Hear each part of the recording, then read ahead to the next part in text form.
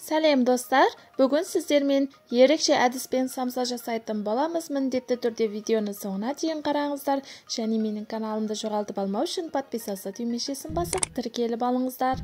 Ең алдымен таза ыдысымызға ұнымызды електен өткізіп саламыз. Ал енді бөлме температурасындағы жұмсап тұрған сары майымызды салып, крошка болғанға дейін жақсылап қолымызбен уқалап аламыз. Сары майымызды жақсылап уқалап араластырып алғаннан кейін тұзымызды саламыз. Жақсылап араластырып жіберіп, сүтімізді құямыз. Ал енді жұмсақ қамыр илеп алатын боламыз. Қамырымыздың құрамына басқа ешқандай зат қосылмайды. Толық грамдарын описаниеға жазып қалдырамын, сол жерден қарап жасай аласыздар.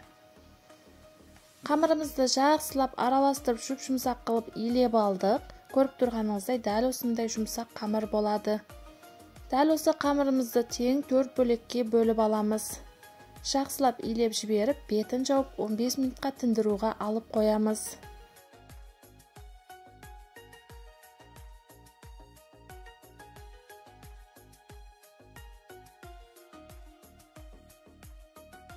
Біздің қамырымыз 15 минут тынғанға дейін салмасын дайындап алатын боламыз. Ол үшін бізге сиыр еті қажет болады.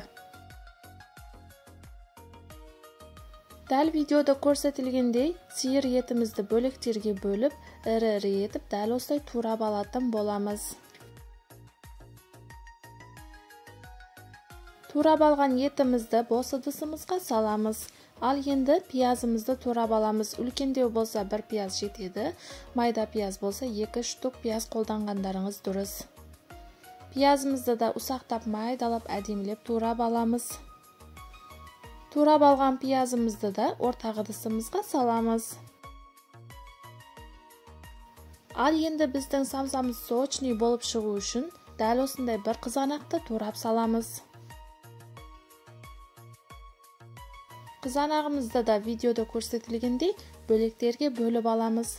Және 4 бұрышты етіп турап аламыз. Турап алған қызанақтарымызды ортақ ыдысымызға саламыз. Бізге тәтті балғар бұрышы қажет болады. Дәл осындай жарты штугын қолдансаңыздар болады. Видеода көрсетілгендей 4 бұрышты етіп турап алып, тәтті бұрышымызды да ортақ ыдысымызға саламыз. Және сұйық майымызды, тұз, қара бұрыш, зираларымызды салып араластырып аламыз. Салмамызға өзімізге ұнаған дәмдеуіштерді қоссақ болады. Біздің салмамыз дайын болды. Ал енді қамырымызды аламыз.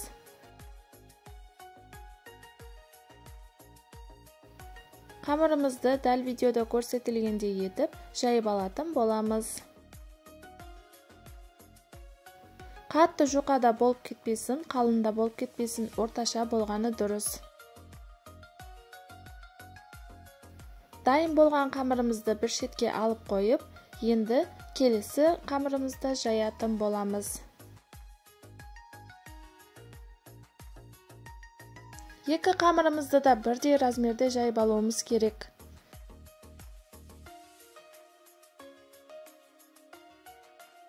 Екі қамырымызды да бірдей етіп жайып алдық. Енді пергамент қағаздың бетіне қамырымызды қойып, ішіне салмасын саламыз. Және екінші жайып алған қамырымызды осы салмамыздың бетіне жауамыз. Және шеттерін жақсылап жабыстырып шығуымыз қажет.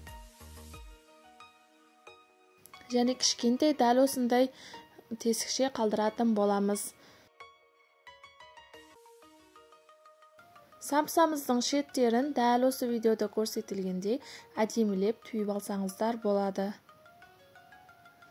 Біздің қамырымыз дайын болды. Бізге дәл осындай трубочка қажет болады. Жаңаға қалдырып кеткен тесікшеге трубочкамызды кіргізіп, самсамызды үрлеп алатын боламыз. Және ауасы шығып кетпей тұрғанда тез жабыстырып, түйіп қоятын боламыз.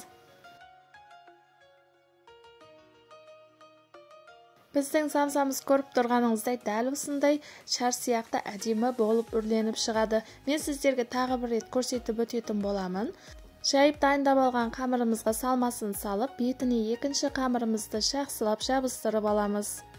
Шеттерін жақсылап жабыстырмасаңыздар, үрлеген кезде ауасы шығып кетуі мүмкін. Сондықтан да жақсылап жабыстырып, дәл осындай түйіп алыңыздар.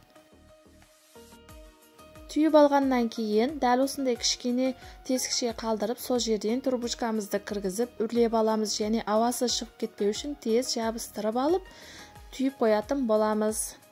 Сонымен біздің самсаларымыз дайын болды. Бетіне жұмыртқамызды жақсылап сүртіп алып, әсемдік үшін күнжіт сеп қоюға болады. Немесе қара бұрыш сепсеңіздер де болады. Қызып тұрған 170-180 градуста 30-35 минутта пісіп шығатын болады. Беті қызарып шыққаннан кейін алсаңыздар болады. Сонымен біздің самсамыз дайын болды. Мен сіздерге іштерін кесіп көрсететін боламын.